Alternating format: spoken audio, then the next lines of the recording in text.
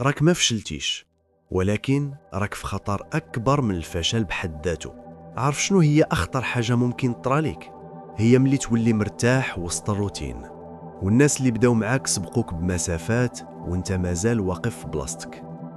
قبل ما نكملو، إلا كنتي من 99% اللي كيشوفونا لأول مرة وحسيتي هاد الكلام لمس قلبك، اشترك دابا في قناة مرونة. حنا هنا كنرافقوك باش تخرج من منطقة الراحة وتلتحق بالركب، وما تنساش تفعل الجرس باش ما يفوتك حتى درس. كتفيق، كتضحك، كتخدم، وكل شي باين لاباس، ولكن بينك وبين راسك حاس باللي خياتك ما كتطلعش، غير كتدور في حلقة مفرغة. كتشوف الناس اللي كانوا معاك سبقوك وانت واقف. وهنا كيبدا الخطر الحقيقي. إلا كنتي كتحس بهذا الوقوف دابا في حياتك، ضغط على زر الإعجاب.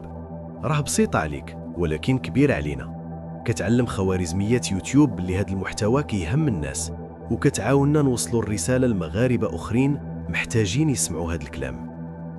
اللي واقف كيتوهم باللي الوقت مازال طويل وباللي غدا غادي يبدا، ولكن الحقيقة الحياة كتسرقك بالعادة، نهار ورا نهار، حتى كتلقى سنين دازو وانت في نفس النقطة، والعالم من حولك تبدل وتطور.